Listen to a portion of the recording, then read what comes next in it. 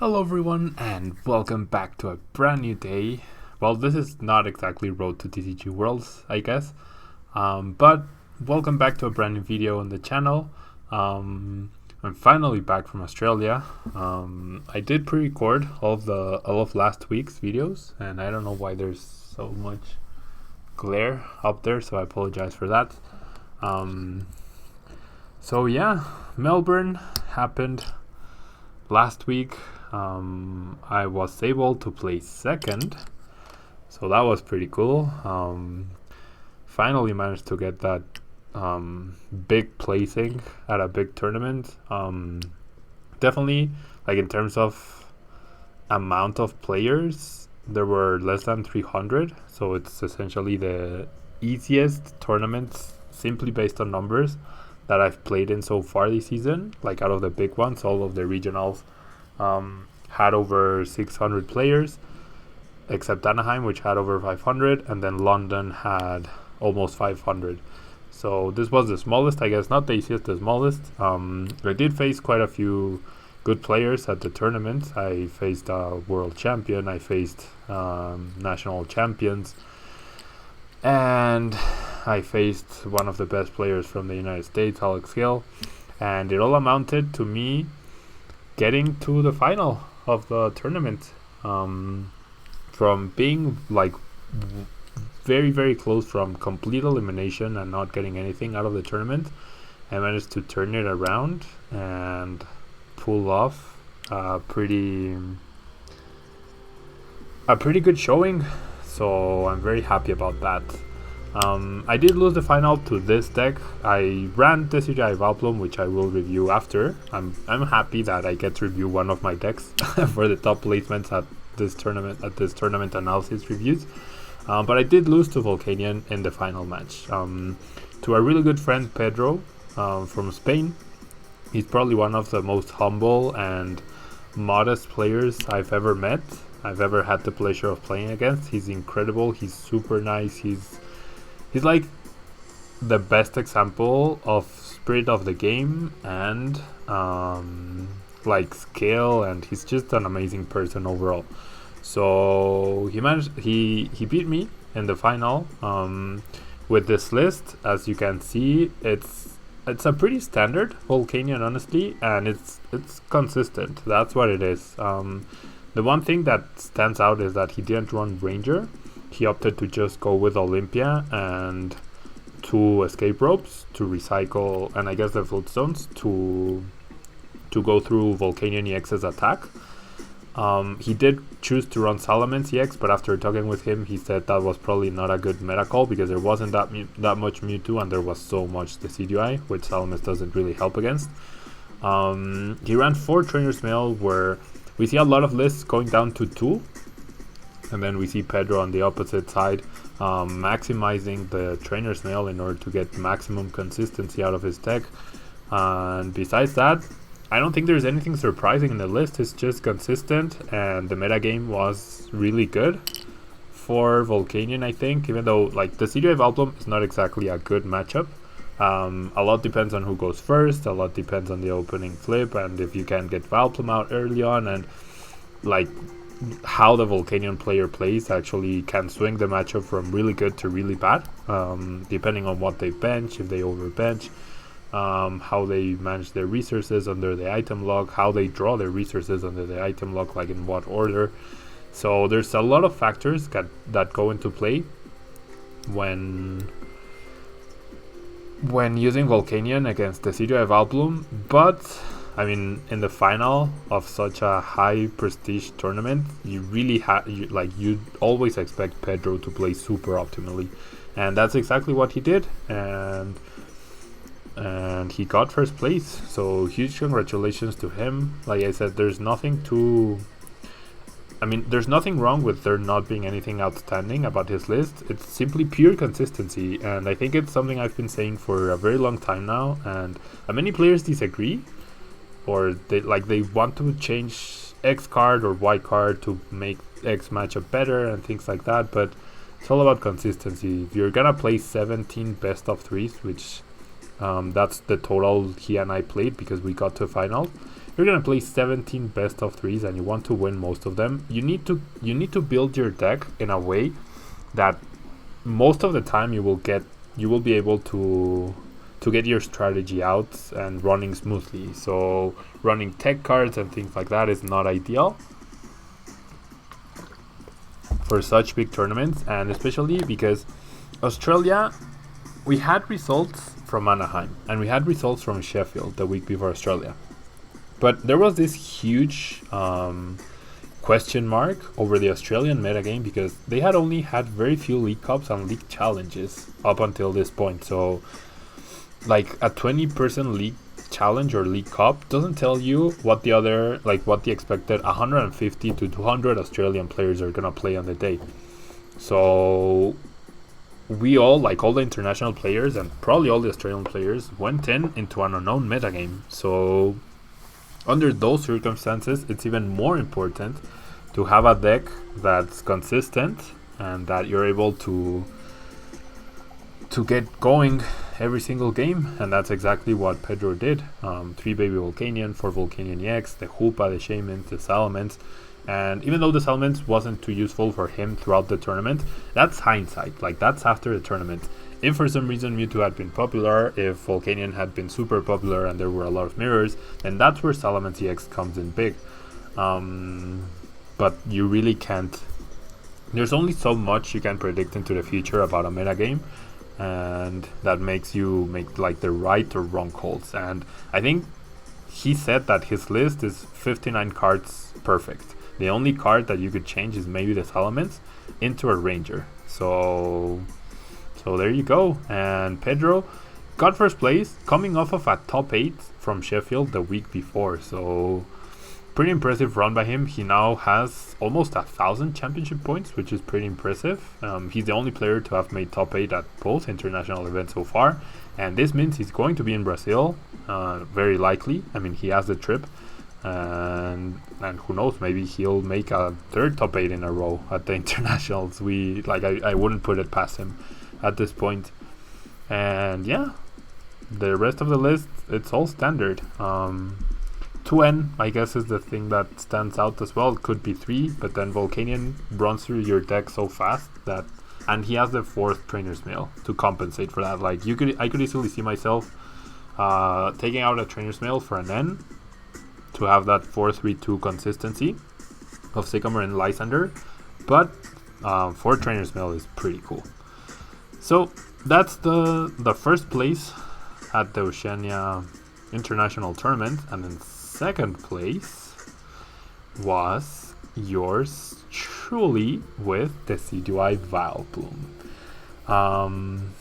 I can't explain to you guys how much this win means to me, simply because I got fired from my job like a week before I left for Australia. So I'm in a weird situation, I guess, right now in my life. Tablemon is now my full-time job, so that's why starting April we're gonna see a lot more videos in the channel and Twitch streams and things like that. I'll be making an official announcement later on, but yeah, like having that in the back of my mind added even more pressure to Australia, because not only the fact that I wanted to perform at a big event or at a high prestige event, now there was like the money could actually be a factor. So I was really nervous going into Australia. I did practice a ton with all the new free time I had. I was able to practice a lot more than I was doing lately for the other tournaments, and it ended up paying off. So I managed to get second place. I was 3-3 at one point in the tournament. In the first, the 6th round finished and I lost that round. So I was 3-3, and 6-3 or 18 points was going to be the bubble. So at best, I had to win out at that point and then hope I would make it in. Or if not, that would guarantee top 64, which at that point I would have been happy with top 64. But then I won out, and then 3 matches ended up in a tie, where if any of those matches actually had declared a winner, I would have been 33rd seed or 34th or whatever. But They all ended in a tie, so I was able to squeak into 32nd place. And then day 2, I won 4 in a row. I was able to tie my last round playing in table 1. After I ended up, I played one round in table 120 something during day 1. And then I was in table 1 and I got into the top 8 at 4th seed. So that was pretty cool. But anyways, onto the list. TCG Valplum. There's been a lot of talk about this deck. I did feature it the week before I went to Australia. And it's regarded as one of the best decks in the format right now. And with good reason, obviously. 4 of these made top cut at Australia. 10 of them made top 8 cut. 10 of them made day 2. And there's a 57 card base for the deck so far. But one of the cards that distinguished my deck from the rest is the fact that I played 2 Lugia EX instead of just the 1. Now, usually everyone was running 1 Taurus and 1 Lugia, which makes sense. Taurus is great. But in my mind, I figured Taurus, I know how to play around Taurus. And so I'm going to face off, very likely if I do well, against other top tier players who will know how to play against a Taurus. They won't just blindly attack into a situation where I get benefited off of a Rage or off of a Mad Bull. Or if they do, they will have a backup plan. So I decided to put Lugia in, and thanks to the advice from a Brazilian friend, because it puts a lot more pressure. It can do very little damage. It can sometimes only do 40, but then you can really punish your opponents if they overextend on a Pokemon by attaching their energies. It allows you to finish off big Pokemon like Volcanion or Mega Mewtwo a lot easier than Tauros would be able to. And the second attack, Deep Hurricane, ended up being super invaluable. Because your energy are pretty much safe, because you have the item lock going. Attaching 2 TCE to a Lugia is not rare, and you have 4 stadiums, so hitting for 150 damage plus your abilities ended up being super good during the day. And I'm really happy I chose to run the 2 Lugia, because it also made it easier for me to draw into it early game, or to start with it and to start applying pressure to my opponents. And then the other card, which was not very useful on day 1 but was definitely the MVP in day 2 and day 3, was the Meowth. Not many people even knew the card existed. I honestly, I'll be honest, I didn't test the Meowth at all before the tournament. I did not test the Meowth at all. It was a last minute inclusion after I talked to John Kettler, the guy who got top 16 at Anaheim. And in theory, it felt like it was a soft Garbodor counter, because you can target the Trubbish with a Feather Arrow plus a Turmoil Strike. But in my mind, there are many instances where you Lysander something up with a high retreat cost, and because your opponent can't play Float Stones, or they might not have too many DCs, or can't even afford to attach the DCs to retreat because they need to power something up to threaten you. You want to trap something active, and in an ideal scenario, you trap something active and then you're using Feather Arrow to damage whatever is going to threaten you. But then if you have the Meowth, not only do you use your Feather Arrows, but you get to deal 50 extra damage to whichever Pokemon you want. So that allowed me to put, there's a huge difference between dealing 40 damage with Feather Arrow to the bench and dealing 90 damage total between 2 Feather Arrows and Turmoil Strike, which was the average that happened.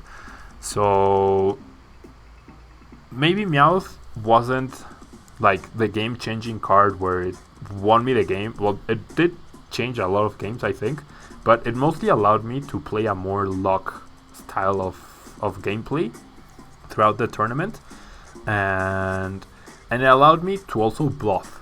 Because, for example, if I Lysander a Volcanion EX with no energy and I attack into it with, say, Lugia or Decidueye, then my opponent will simply assume, okay, he's gonna KO the Volcanion EX, so there's no reason for me to attach energy there. So I can simply attached to the bench Volcanion EX, and sorry if I yawn, but I'm still super jet lagged. I'm recording this in the morning, like at 3 a.m. because I have like all my time zone still flipped over. But anyways, like in your mind, you don't attach energy to whatever is locked active because it's gonna get KO'd. But then if you retreat into the Meowth, there are so many scenarios where you've essentially bluffed your opponent into giving you an extra turn of damaging their bench without them having a chance to retreat. So Meowth was very useful, and if I could do it all over again, I would have definitely kept the Meowth. Like I don't think I would have changed that single card off of my list at this point. And yeah, so that was a Meowth. The rest is pretty standard. A 444 Decidueye GX line, which is obviously great, and Holo Hunt GX is super good under item block. Like I can't describe how good and essential Holo Hunt GX is for this deck. The 222 Vileplume line, which is also pretty good, and the 3 Shaymin EX, which even Sky Return is super useful. And the rest is exactly the setup that John Kettler used for Anaheim: 4 Sycamore, 3 N2 Lysander, then the 4 of all the useful item cards, 3 Level Ball, 2 Revitalizer, and 2 Floatstone. And a lot of people were dropping down to 3 Grass. I chose to keep the 4th simply to add the consistency, and I definitely don't regret it. The Grass energy were very useful.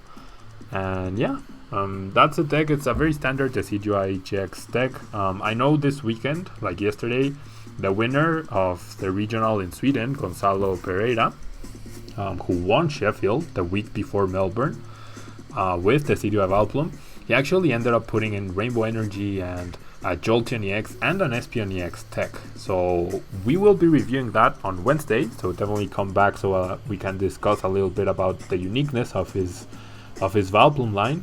But it's essentially like a soft mix between Vileplume Lock and Vileplume Decidueye, which I honestly really liked. In theory, it seems really good.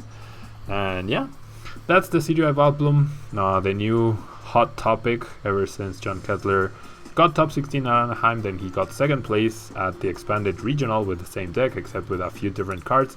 And Gonzalo got first place at Sheffield, and he just got first place at Malmo regional as well. So that's pretty impressive. To get back-to-back wins at regionals, that's really impressive.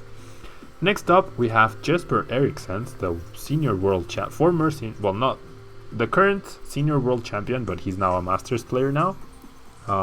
We did face off in top 4. I was able to beat him into. I can't say they were good games because he definitely drew dead in both of them. Like he got a super explosive turn 1 on game 1, but then he didn't get much else afterwards.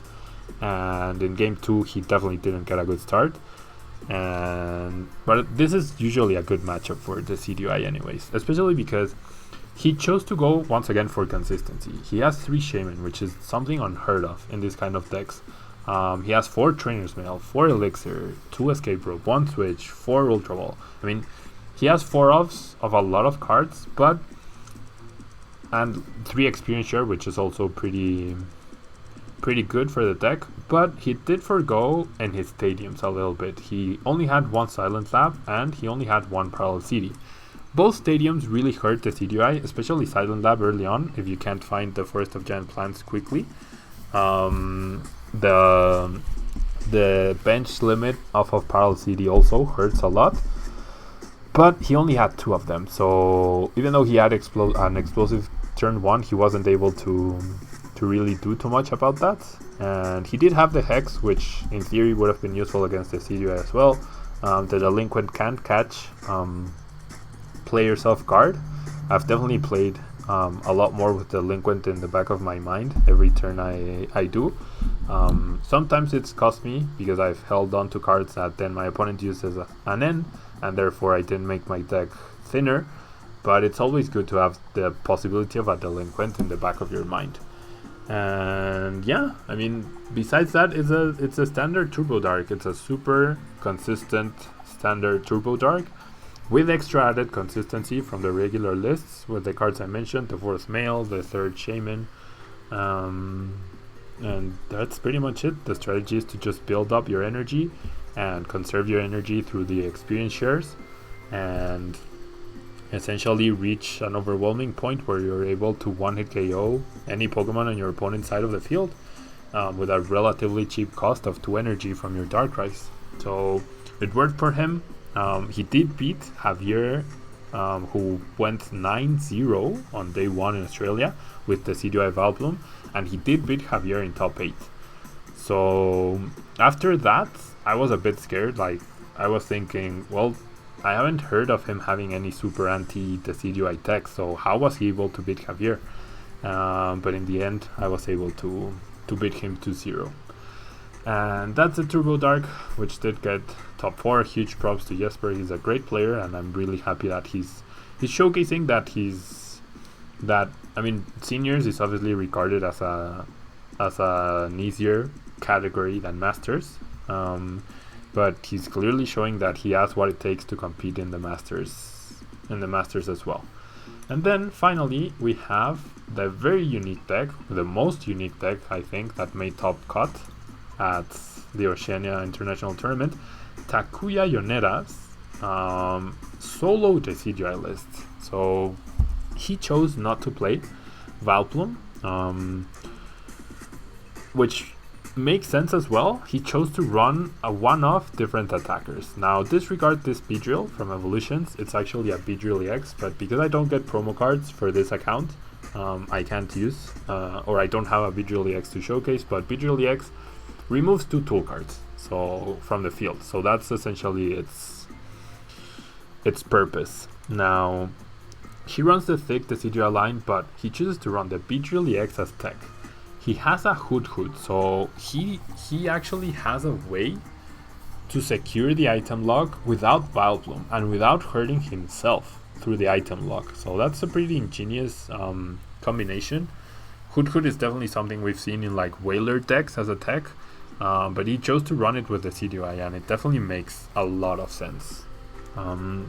He also ran one Trevenant EX because the attack Dark Forest deals 20 damage and the defending Pokemon can't retreat during your opponent's next turn.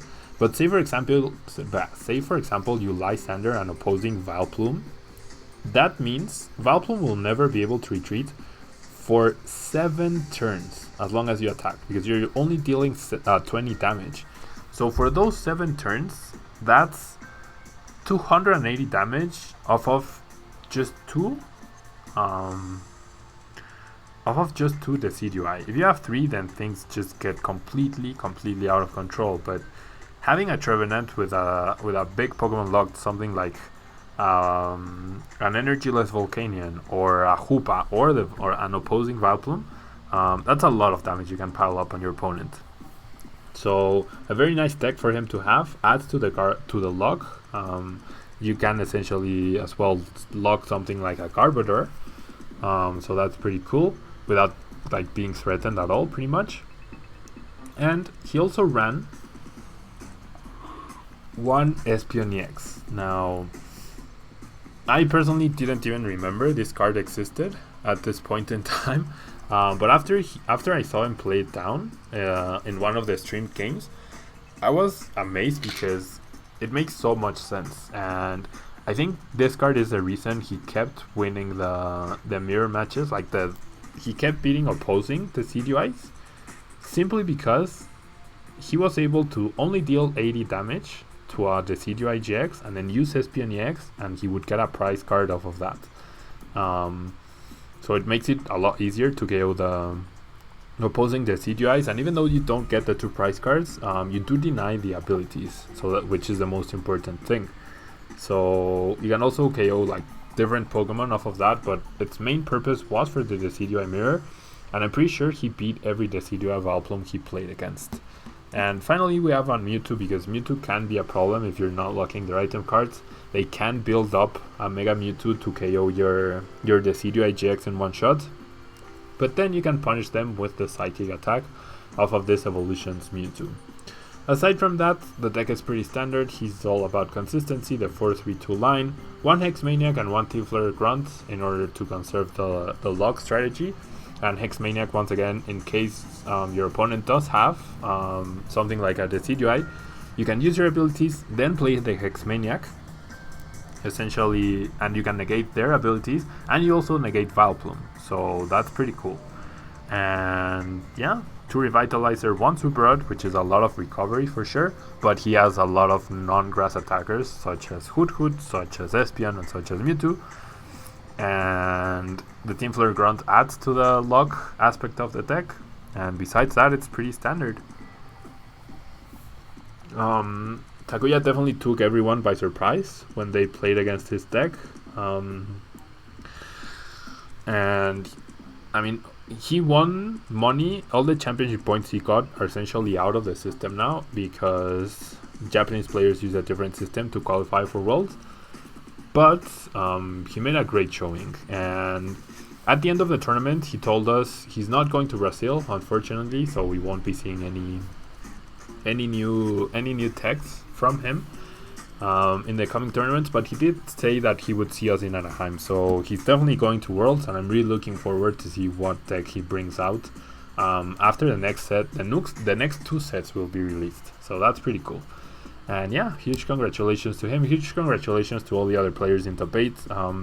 There were 3 other Decidueye Vileplume decks, which the big differences were between their lists and my lists. Alex Hill used an Unknown, and he used the 1/1 split of Taurus and Lugia.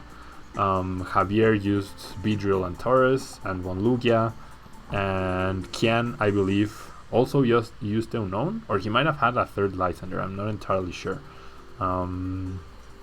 Yeah, but like there were like 57 of the same 60 cards between each of us, and then the other deck was Gustavo Wada's Volcanion EX deck, which is pretty similar to Pedro's. It has a unique twist in the sense that he used 3 catcher in his deck, 2 Lysander, 3 catcher, to try and deal with Carpador a little bit easier. But then it turns out it was also really useful in the mirror. He was actually one of the few players to beat Pedro during day 2, I believe. And yeah, the catchers ended up being... There wasn't that much Carpador, I don't think. So the catchers were definitely very useful. They're also kind of like a bad escape rope, if you will, but you can combine catcher and Lysander to get something like a Jolteon EX deactivated or something like that. And yeah. So pretty unique deck for him. And he's 2nd place in Latin America, so he's like my direct competition so far in Latin America.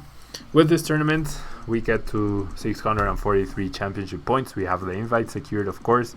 We now have way too many points, but with this, we are 1st place in Latin America.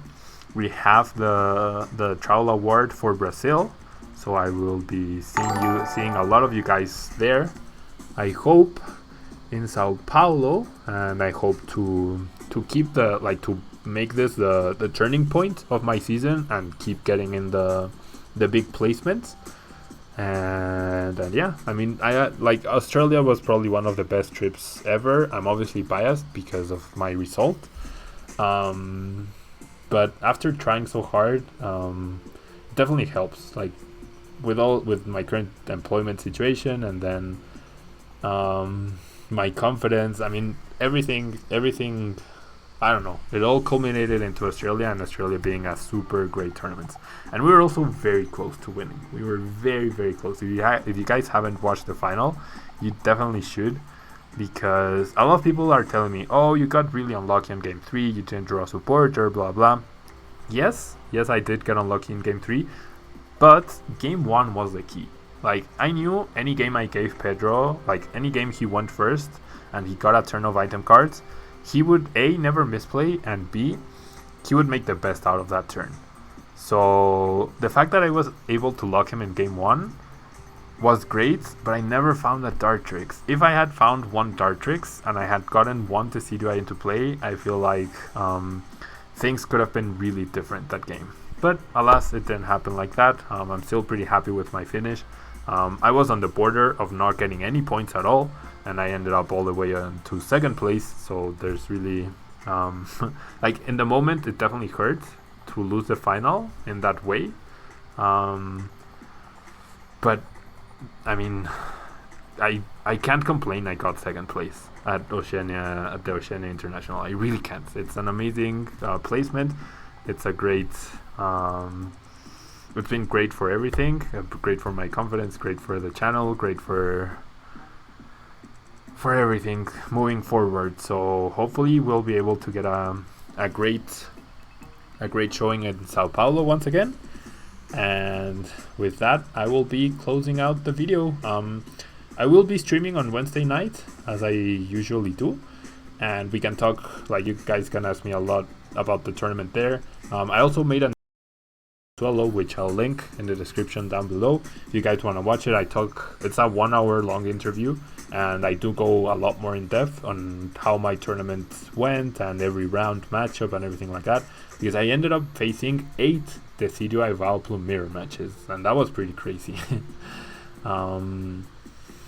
And yeah, that's gonna be it from me, guys. Please do like on the video if you can. I'm really happy to be back. I'm really happy to be back on track with the videos. Some videos might be uploaded later than usual, because my time zone and everything, like, I'm super jet lagged right now, so I'm not sleeping at the right hours yet. So bear in mind that if you don't see the video super early in the day, like you usually do, it will be up. It just might be up later, so keep checking back. And yeah, with that, guys, thank you once again so much for your support, and I will see you guys on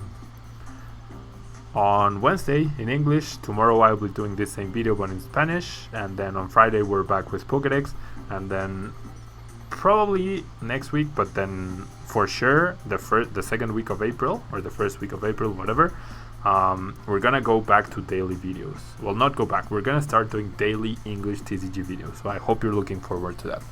Thank you guys so much, and I will see you guys next time.